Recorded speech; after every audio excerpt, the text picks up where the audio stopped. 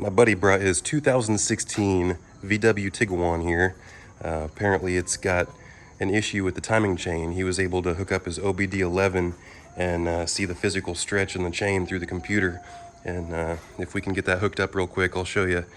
I've never used the OBD11, so this is the OBD11 app on the, what does it work for iPhone and Android? I believe they have an iPhone version out. But you got the Android for this one. Yeah, I've got the Android for this one. And then you're going to go to engine, and we're checking for timing chain stretch. What did you just click on? Live data. Live data, all right. So, it's channel 93. How'd you know that it was channel 93? Is there like some kind of... yeah, there's a YouTube video. Oh, so someone just told you what channel it was? Yeah, it was from there's probably some kind of instructions or something with this though, right? Like to learn it yourself, maybe? It's pretty vague, really. There's not much. Okay, so on that value 3, anything over 4 is stretched? I believe that's what they said. All right, we'll double check that, but yeah. So that's a way to check it without physically checking it. So now we're about to do the chain. So that was live data for OBD11. I don't have OBD11. I bought Rostec, but I haven't even used it yet. I've still got a retired Audi scan tool that I use. It was gifted to me.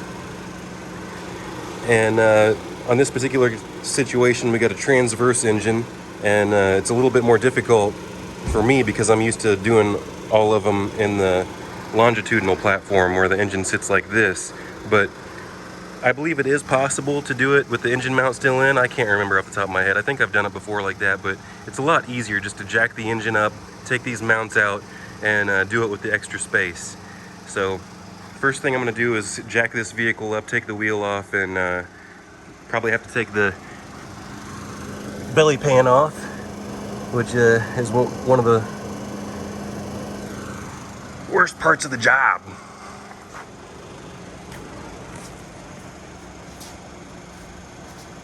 So I'm busting this loose with my powerful impact so I can jack it up all the way first. If I didn't have a powerful impact, I would have to break it loose with the breaker bar first. Uh-oh, thought it was powerful. I need to turn to number 3. Just for comparison, this is my old snap-on impact, and I even had it rebuilt. I'm curious if this thing will get the lug nuts off.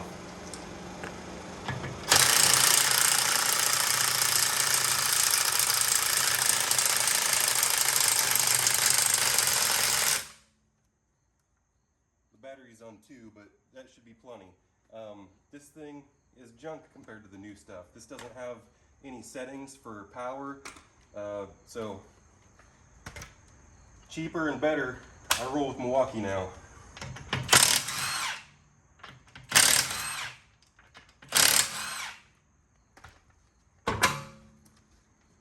Got some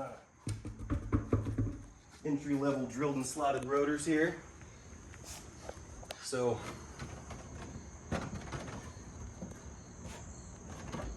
this is a newer one, so this fender liner setup's a little bit different, but I don't work on VWs that much anyway. T25 on here, and let's see if we can come around here. Just loosening these fender liner bolts. I do have a lift over there, but I'm doing this on the ground to show you all that you don't need a lift. I think I will try to just take this fender liner all the way out.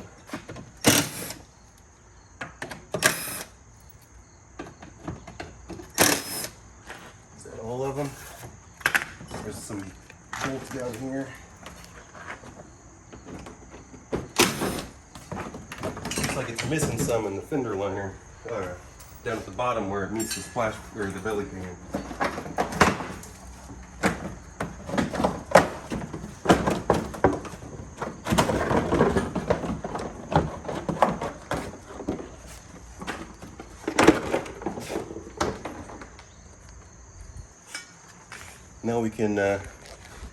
Now we can see down here we've got our intake hose with our turbo outlet right there that needs unbolted. This hose needs taken out of the way. So going to switch back over to my T30. You can also zoom in sometime. Okay.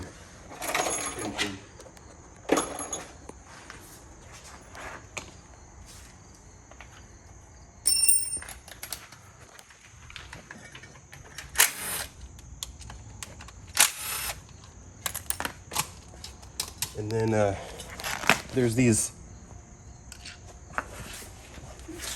Let's throw this jack stand under it just for good measure.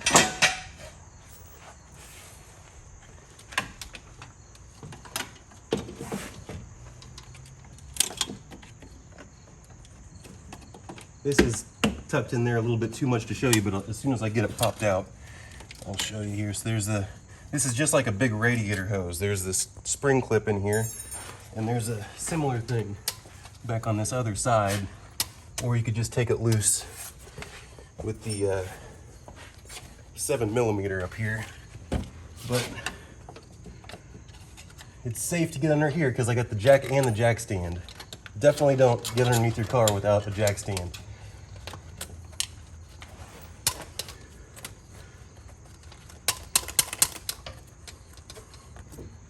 There's the other clip, and then this kind of just pulls out.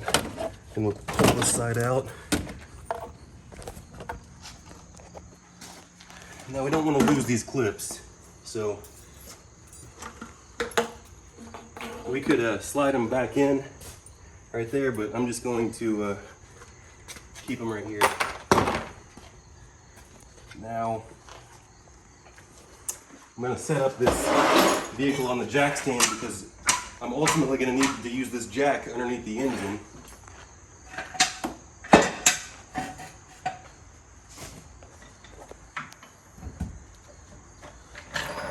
Now I'm going to get the belly pan off.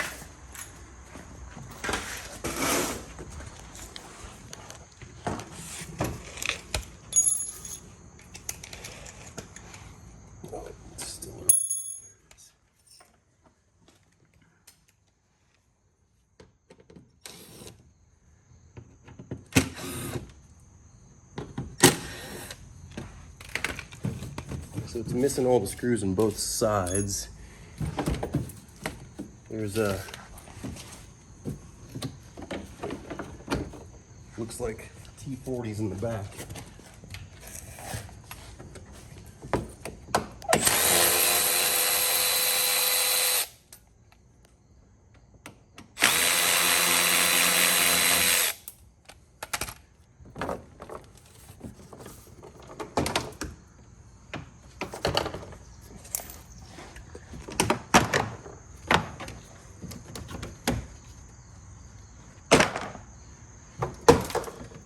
Now we have one more hidden in the middle here.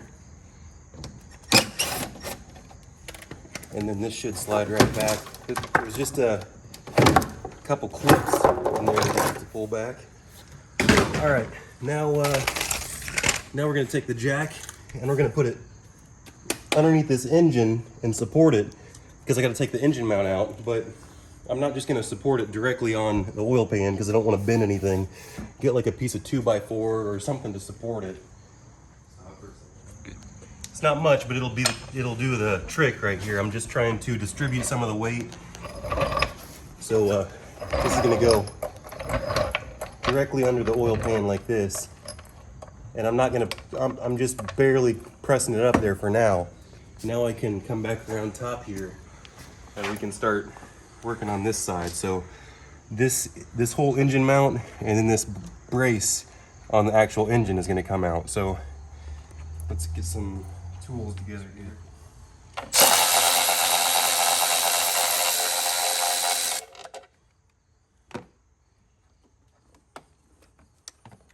We got 16.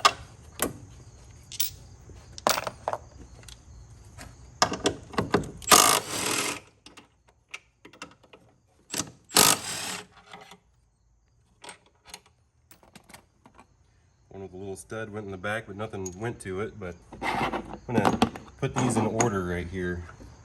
So now we'll get these two, move up to a 18.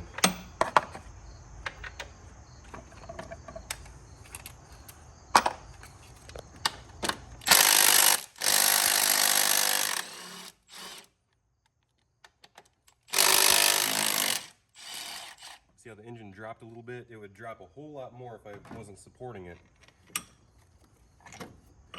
We can take this mount out and just toss these back in here for now.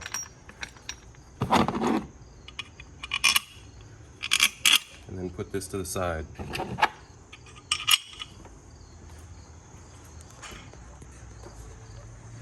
Now we've got this brace right here, and this one is not as easy to remove. You kind of need a little bit of special tools. I'm going to disconnect. We've got to remember to put this back on, but I'm going to disconnect this just so I don't break that connector while I'm down there working with a wrench. W12 triple square. I'm going to put it on my long neck ratchet here. That's my favorite ratchet. And then let's see if it's got enough.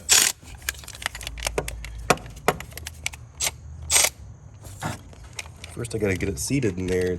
Sometimes these triple squares, just a little bit of dirt will make these triple squares too snug.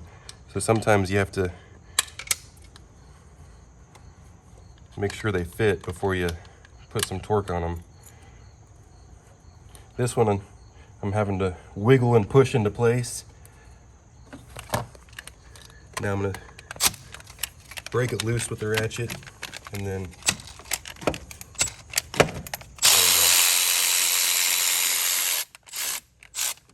almost going to block myself in here.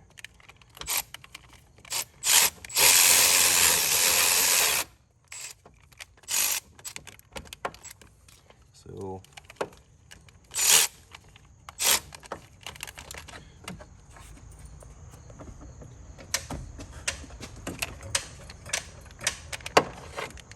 you're going to have to go up and down just a little bit when you're doing this, because some of these bolts have really tight clearance. So we've got the most difficult one right up in here.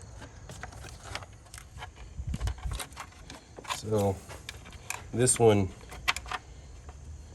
see how tight it is? It's really in there, so we're gonna have to drop the engine for that one and get it as low as we can. And I'm gonna have to get that one from the bottom.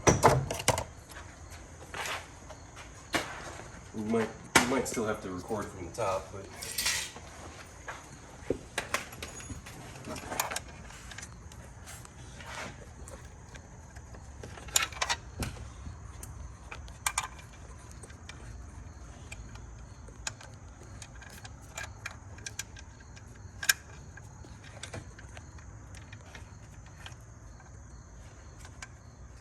just trying to fit this bit inside the fastener, and it's there we go. So now I don't know for sure if I'm going to be able to get the electric ratchet in there, so I'm going to start with the hand tool.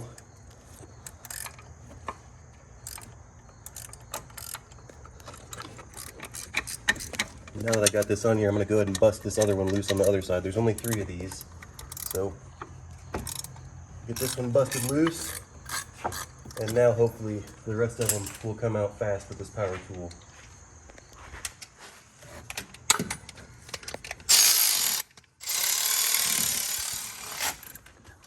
See, I got myself stuck again, and this is a flaw of this ratchet.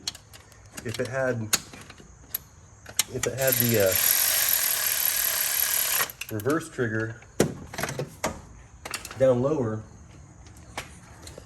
I wouldn't get myself jammed in there. But in this particular case, I've got to get it loose, and then I got to take it out by hand, because there's just not enough clearance. And I can go up and down with the engine with the mount off, but I don't want to go too much because I'm still moving the flex pipe on the exhaust.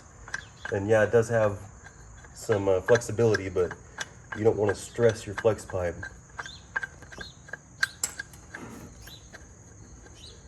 And then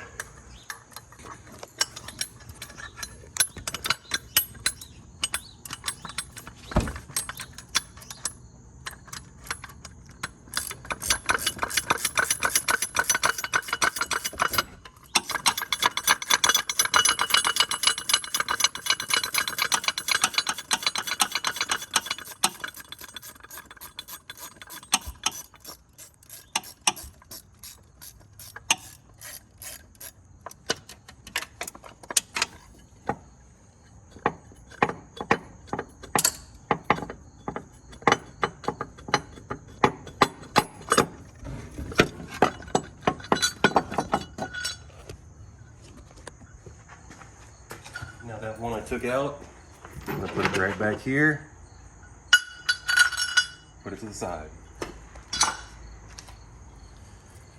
Now we're gonna jack it back up a little bit. Start getting to the actual timing bits. So we got our fancy cold air intake. We got some R8 coils.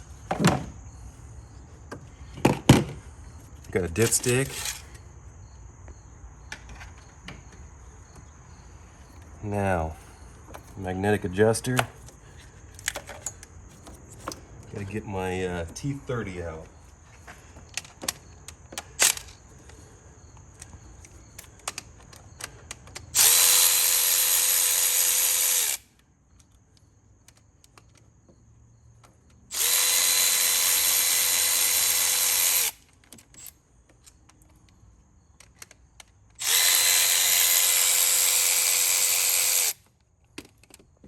Even though these are T30 and 10 millimeter, I prefer to use the 10 millimeter. So we'll pop out this adjuster just like so. I prefer to use the 10 millimeter, but my T30 is handy. But see how it doesn't fit?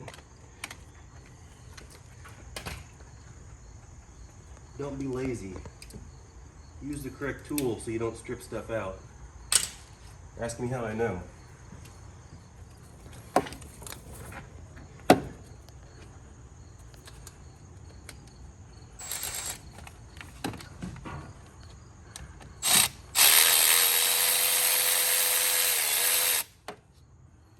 This should just pull right out now. Wiggle it side to side a little bit. All right, that's stuck in there pretty good. We're gonna leave it for now.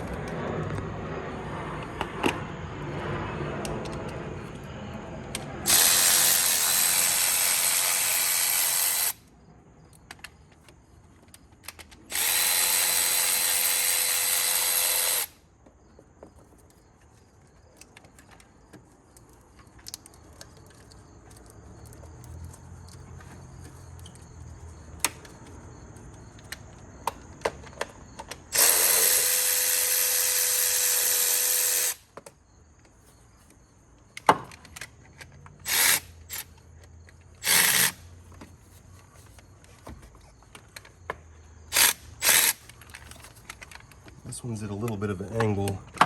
It's giving me a little bit of problems, so I'm going to put swivel tin, but this is a little wobble extension, so I'm just going to slap my wobble extension on and then put the 10 millimeter on. That's going to give me just enough tilt to get to it. Well, it's too long.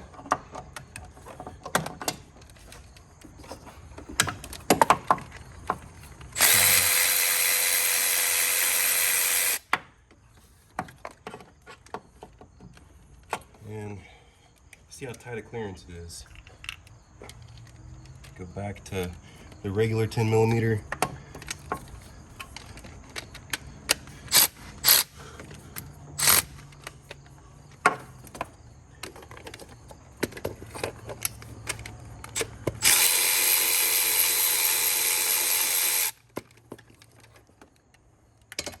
And now we're going to pop this off.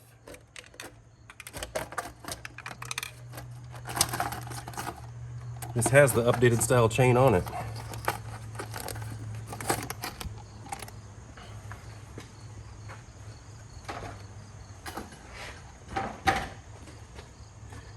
So this pin right here is loose. It's not a big deal, but if you were to take it out, you could drop and lose that pin if you don't pay attention. So I got my regular T30 on it now. We're going to get all these T30 bolts out.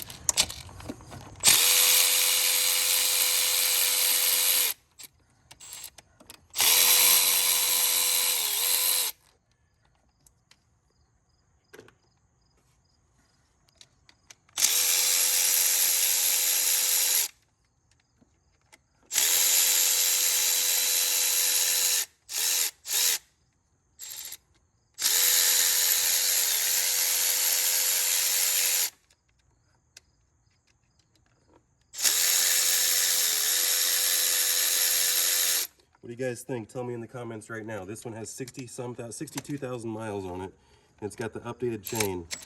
So that means it also has the updated timing chain tensioner, a 2016. Do you think it's stretched?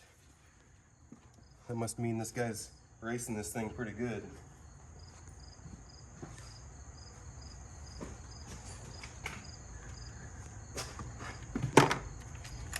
Now we've got our special bit to take out this oil control valve here, and this is reverse thread, so not the typical way. We're tightening it to loosen it.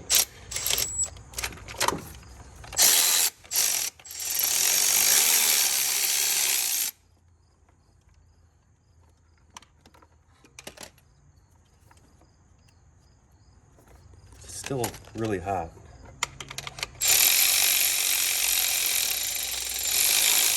Alright, it was loose, I was just making sure. So now we just slide this off. This also has the updated rails.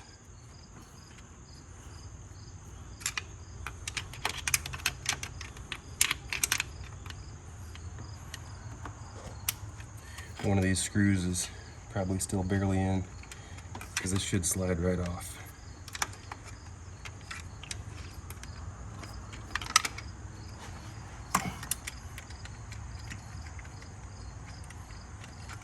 They all seem loose.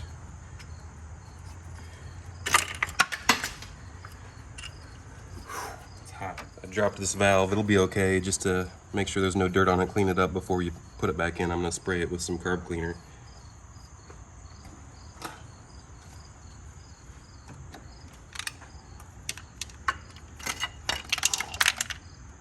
Dropping everything.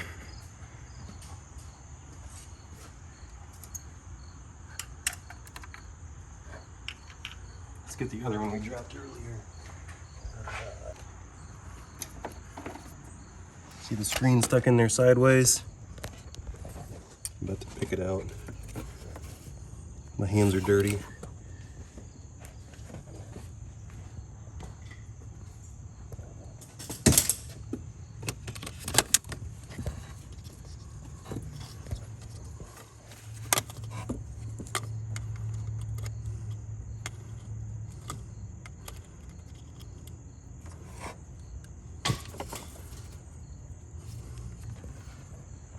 And there's the screen. And that can clog up, and then it can score your camshaft snouts. All right, now we're gonna take off that bottom case. So let's go to the side. So it's almost in time the way it was. Now, people say that you don't want to rotate your engine backwards. Why is that? If this timing chain was actually loose, if I rotated the engine backwards, it could skip time just by turning it the opposite way. If you turn it towards the engine rotation, it's not supposed to do that. That's the way it's supposed to turn. So it's not going to matter right now because we're changing it, even if it did skip a tooth or two. But I still recommend everyone else to just turn it towards engine rotation, which is right. So I could just backspin it just a hair and it would be perfect, but I'm gonna go ahead and fully spin it all the way around back into time. So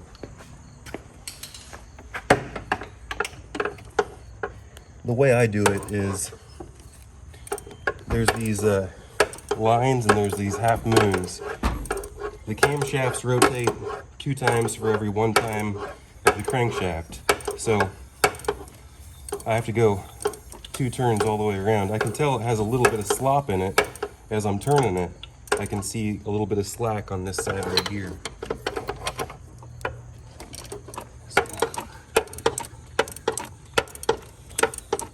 Yep. That's crazy. New chains are just as bad as the old ones, it looks like so far. We're about to find out, but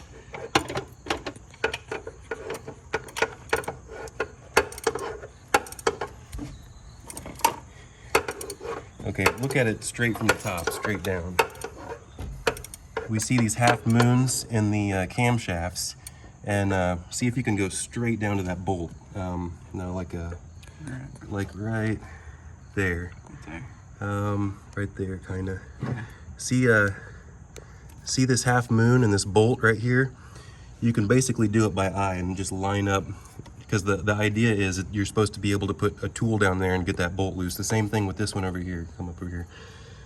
And if that's lined up right there, and then I just kind of know where these lines are supposed to be, but there's no real solidified type mark up here. You have to go down to the crankshaft to see. And then down on the crankshaft, you see there's everything's dirty, so it's going to be hard to see.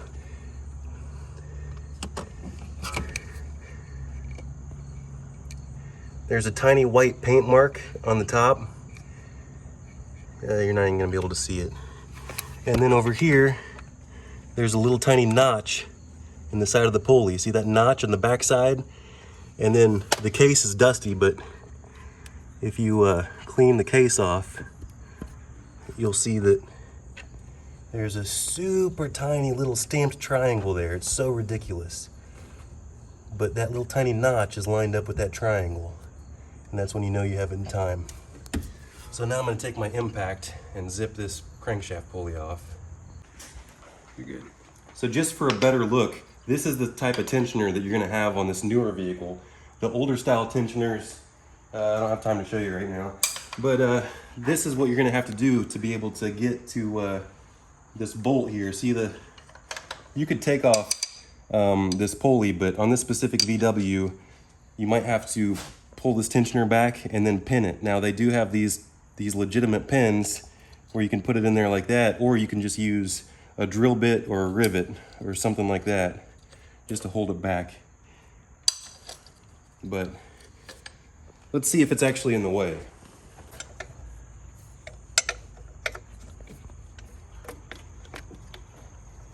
I'll get down here to get it.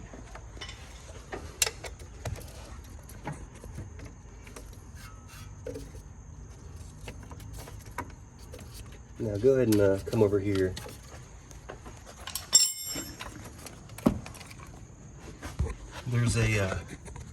There's a bolt. It looks a little bit different than the one I just showed you. There's a bolt directly behind this pulley. So if I move this all the way up, I can get to it. See it back there? It's still a little bit of an angle, but even if I take this pulley off with that nut, I still can't get to it. I have to roll this back and pin it. So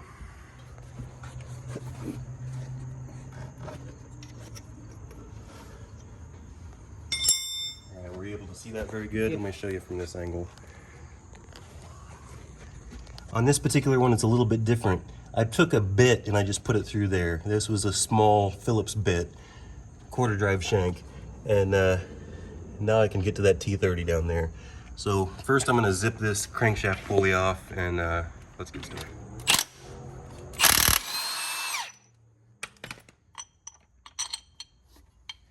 They make a spacer for this. The spacer is probably so that you don't mar up this soft metal gear, but I don't run it in there hard. I only just zip it in. Just enough to make sure that it stays there. We're replacing everything anyway, but that gear right there is an intermediate gear. So I tried to pull this oil dipstick out, or dipstick funnel, whatever you want to call it, earlier, but sometimes these can stick in there pretty good. Now, one thing I didn't do and I forgot to do is there's going to be oil that's going to want to come out. So I have to drain the oil